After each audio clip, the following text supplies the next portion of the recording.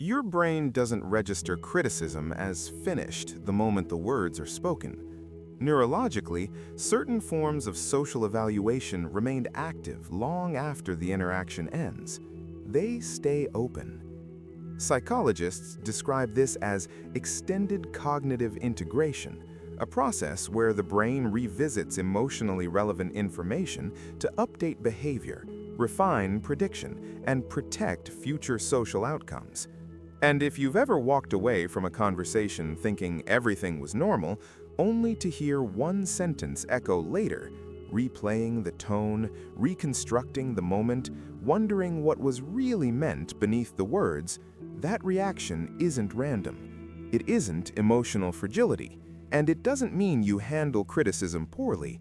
It means your brain treats evaluation as meaningful data. Philosophers noticed this long before neuroscience explained it. Friedrich Nietzsche once wrote, "What does not destroy me makes me stronger, not because pain disappears, but because some minds are capable of integrating discomfort instead of escaping it." Fragile egos avoid criticism, but conscious minds metabolize it. The difference is not the absence of pain, it is the ability to transform feedback into understanding. Because for certain minds, criticism isn't simply judgment, it is information used to recalibrate identity. And the human brain evolved to treat social evaluation as survival information. Thousands of years ago, losing approval from your group meant isolation. Isolation meant danger. So your nervous system learned something very early. Negative social signals must be analyzed carefully, not once, but repeatedly, until meaning feels safe. What feels uncomfortable today is often an ancient learning system still trying to protect you. The experience. Someone makes a comment. It isn't aggressive. It may even sound helpful. You could have explained that better. I think you came across differently than you intended. It might help if you approached it another way. The conversation moves on. Everyone else forgets, but later, your mind returns to it. You replay their expression, their pause before speaking, the subtle emotional tone hidden inside the words. And slowly, the moment grows larger in memory than it felt in real time. You begin asking questions you didn't ask before. Did they misunderstand me? Did I miss something? Was there truth in what they said? Nothing visibly went wrong. There was no argument, no rejection, no clear outcome. And that lack of closure keeps the experience active. Your brain doesn't know whether to dismiss the criticism or learn from it. So it keeps processing, not to hurt you, to resolve uncertainty. Outwardly, nothing changes. You continue your day, you answer messages, you smile when someone talks to you. But internally, something keeps running, a quiet analysis no one else can see. And sometimes the hardest part isn't the criticism itself, it's realizing how deeply your mind keeps working long after everyone else has forgotten the moment even happened. Most people believe intelligent individuals are immune to criticism, but higher cognitive processing often creates the opposite reaction. The brain pays closer attention because feedback represents potential adjustment. Criticism activates learning systems connected to prediction and adaptation. Your mind automatically begins comparing perspectives, internal intention versus external perception, what you meant versus what was received. This isn't insecurity, it's cognitive calibration. The ego versus consciousness split. Criticism creates an internal divide. One system protects identity, another examines it. The ego wants stability. It wants to believe your self-image is already accurate. So when criticism appears, the ego reacts quickly. Reject it, explain it away, question the source. But conscious awareness introduces curiosity. What if there's information here? This creates tension. You feel resistance and reflection at the same time. And that internal conflict can feel exhausting. But psychologically, it represents growth, because development begins exactly where certainty is challenged. Why some criticism hurts more. Not all criticism feels the same. Feedback about a task is processed quickly, but criticism that touches identity, intelligence, kindness, competence, activates deeper neural processing.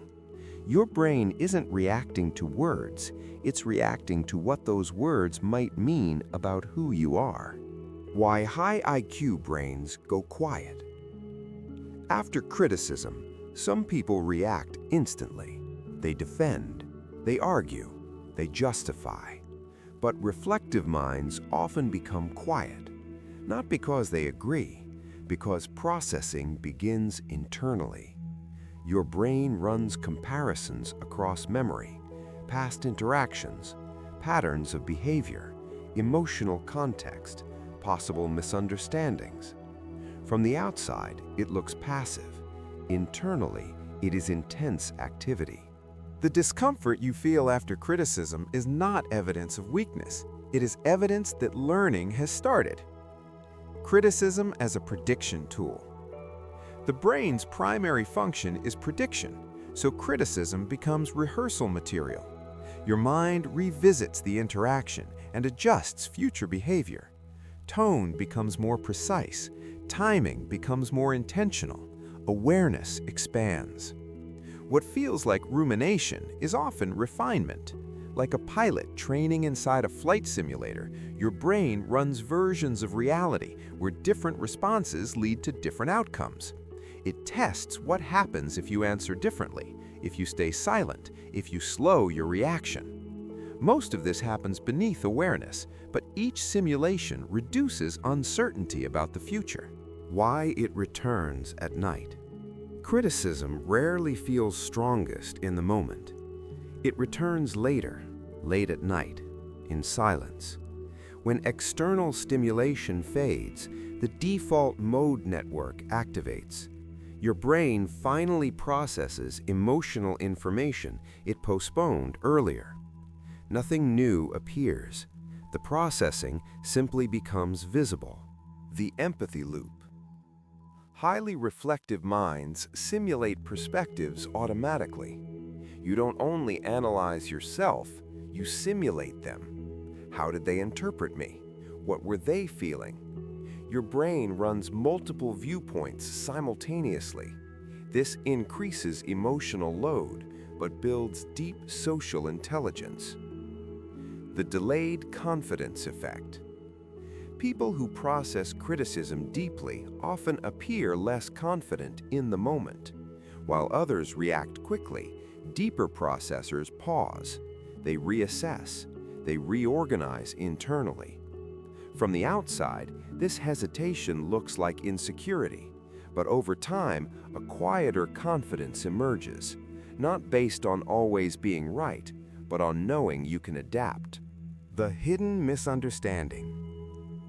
Criticism feels heavier not because you're fragile, but because you process layers others don't notice. Many people hear information. Deeper minds hear implication. Not just what was said, but what it reveals.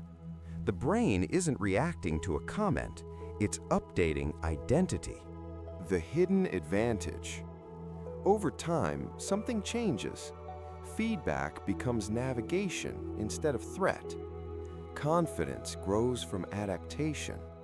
Others see calmness, not realizing how much internal work created it. Why ignoring criticism backfires. The brain seeks resolution. Suppression signals danger. Understanding signals safety. The replay stops when learning finishes. The deeper reason. Some minds are wired for depth instead of speed. You don't skim experiences, you integrate them. Criticism becomes one of the strongest mirrors available.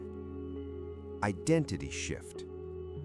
Maybe criticism stays longer not because you're sensitive, but because your brain refuses superficial understanding. You're refining who you are becoming. There's a reason scenes like the therapy moments in Good Will Hunting resonate with so many people. The character isn't reacting to intelligence being questioned. He's reacting to being seen. Real criticism touches identity, and integration takes time. Growth begins when defense slows enough for understanding to appear. Human beings didn't evolve through comfort. They evolved through feedback. Criticism is one of humanity's oldest learning systems. So the next time someone's words stay in your mind longer than expected, pause before assuming something is wrong. Your brain isn't stuck, it's adapting. And sometimes the people who feel criticism most deeply are the ones capable of evolving the most. If part of this felt familiar, you can write it below. Because the goal was never to avoid criticism, it was to learn how to transform it. And the same mind that analyzes deeply is often the mind capable of becoming stronger because of it.